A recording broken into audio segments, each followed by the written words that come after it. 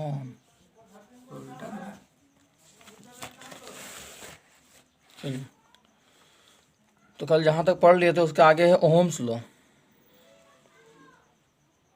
Ohm's law, तो ये law कहता है कि अगर कांस्टेंट टेम्परेचर रहेगा, with in a constant temperature, याद रखिएगा, with in a constant temperature, temperature हमेशा कांस्टेंट रहेगा। सर डेफिनेशन में जब भी लिखिएगा ना तो हमेशा टेम्परेचर कांस्टेंट लिखना ही पड़ेगा, ठीक है। तो बोलता है within a constant temperature potential difference is directly proportional to the current. समझे क्या बोले हम चीज़ को? मतलब जो पोटेंशियल डिफरेंस है वो करंट का क्या होगा?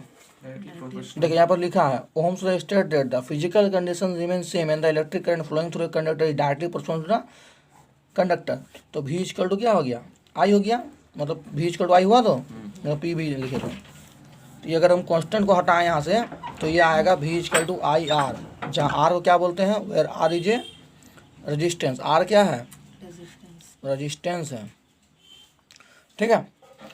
तो R क्या है? रेजिस्टेंस है। एनसीईआरटी बुक काफी लीजिए।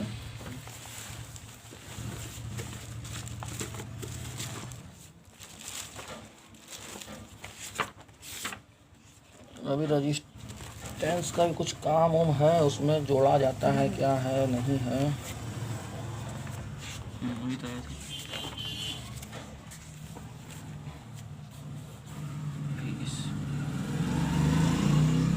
हाँ, तो याद रखिएगा रेजिस्टेंस क्या आता है? रेजिस्टेंस का प्रॉपर्टी है।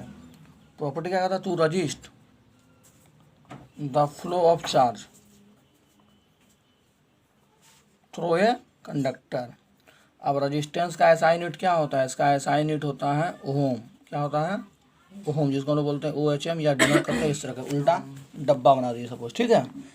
तो इतना समझ में आ गया। तो हम यहाँ से लिख सकते हैं R इक्वल टू क्या? V बटे I, ये भी लिख सकते हैं कि नहीं? लिख सकते हैं। तो आपको एक चीज़ बोलेगा एग्जाम में जब देता है ना ओहम्स लॉ के बारे में, तो लिखने बोलता है कि state the ohm's law and उसका डिस्क्राइब करना बाय एक्सपेरिमेंट, ठीक है। तो बाय एक्सपेरिमेंट अगर करना है तो क्या करना होगा हमको? सबसे पहले हम लोग प्रैक्टिकली करते हैं। इसका एक्टिविटी अगर आप देखिएगा, एक्टिविटी 12.1 में बताया गया है।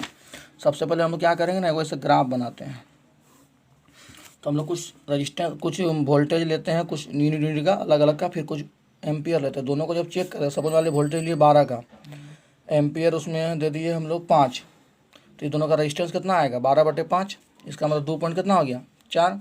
फिर हम क्या देखते हैं? 24 का लेते हैं, फिर इसको करते हैं 10, फिर कितना आएगा? फिर 2.4 आएगा। इसे जैसे देखते तो जाइएगा तो V और I का जो ग्राफ बनेगा, मतलब करंट और वोल्टेज का, इधर करंट रहेगा इधर वोल्टेज रह गया, तो इसका जो ग्राफ बनेगा हमेशा क्या बनेगा? स्ट्रेट लाइन बनेगा। इससे ये प्रोपोर्शनल क्या होता है? जैसे जैसे V बढ़ेगा उस तरह I बढ़ते जाएगा। इसीलिए हम लोग क्या लिखते हैं? V proportional to I। ये इससे प्रूफ होता है, ठीक है, कि V इसका क्या है? प्रोपोर्शन है। अब एक चीज़ है कि रजिस्टेंस किस किसी के ऊपर डिपेंड करता है। मेन ये इंपॉर्टेंट है कि रजिस्टेंस किस किस ऊपर डिपेंड करता है। रजिस्टेंस बहुत चीज़ के ऊपर डिपेंड करता है।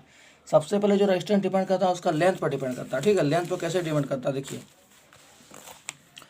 Resistance factor depend on resistance, FATS factor depend. Book पढ़िएगा, बुक से समझिएगा। तो यहाँ जो लिखा हो रहा है ना समझ में आया तो जो बोल रहा हूँ उसको सुनिए। फैक्टर डिपेंडेंट ऑन रजिस्टेंस, सबसे पहला क्या है? लेंथ का, R प्रोपोर्शनली टू L। इसका मतलब क्या? रेजिस्टेंस प्रोपोर्शनली क्या? लेंथ। जैसे जैसे लेंथ बढ़ेगा तो रेजिस्टेंस भी क्या होगा? बढ़ेगा। दोनों चीज़ बढ़ेगा, ठीक है। दूसरा चीज़ क्या है? Inversely proportional cross section area. ये क्या चीज़ क्या है वहाँ पे? कोई भी चीज़ का वायर का लेंथ, कोई भी कंडक्टर का लेंथ। सपोज मान लीजिए कंडक्टर हम ले लेते हैं, उस कंडक्टर का लेंथ बढ़ाते जाएंगे ना तो उसका रेजिस्टेंस भी क्या होगा? बढ़ते जाएगा। सपोज आपको पूछते कि ये लेंथ है, ठीक है, और इसमें जिसमें ज़्यादा किसका रेजिस्टेंस होगा? इसका ज़्यादा होगा क्योंकि उससे ज़्यादा लेंथ है। अब दूसरा क्या है? रेजिस्टेंस जो होता है ना वो एरिया का इन्वर्सली प्रोपोर्शनल होता है, मतलब उल्टा होता है। अगर एरिया बढ़ेगा तो रेजिस्टेंस क्या होगा? घटेगा। रेजिस्टेंस बढ़ेगा तो एरिया क्या होगा? बढ़ेगा। अब देखिए ये दोनों इक्वेशन जो दिया है ना, इस दोनों से हम एक चीज़ निकाल सकते हैं, R प्रोपोर्शनली टू L/A। निकलेगा कि नहीं निकलेगा? निकला? अमन समझ आया? ये निकला। अब इसको हम देखिए बराबर दे कैसे लिखते हैं? R बराबर, ये प्रोपोर्शनल को हटाते हैं, देखिएगा R है कि नहीं, इसको हटाते हैं तो ये क्या हो जाता है? रो L/A। क्या हो जाता है? रो L/A। इस चीज़ को क्या बोलते हैं? रो। इसका भी एसआई यूनिट आता है, इसका ना ओम मीटर होगा अंदाज मेरा। दिया है ना, रो का क्या बोला? ओम मीटर बोला है ना, बोला। तो इस चीज़ को रजिस्टिविटी बोलते हैं। क्या बोलते हैं? रजिस्टिविटी। ये टॉपिक बहुत इंपॉर्टेंट है, ओम्स लॉ इस चैप्टर का बहुत इंपॉर्टेंट टॉपिक है। इसमें प्रूफ आता है, मैथ आता है, सॉल्यूशन आता है। अभी एसचान बुक में जब जाइएगा ना, एक से लंबा लंबा मैथ पूछेगा सीरीज और कॉम्बिनेशन का। तो आपका फॉर्मूला यहाँ से R equal to rho L बटे ए। इस चीज़ को क्या बोला जाता है? रजिस्टिविटी। इसका एसआई यूनिट क्या है? Ohm metre. क्या है? ओहम मीटर है। ठीक है, बताओ, को दिक्कत है?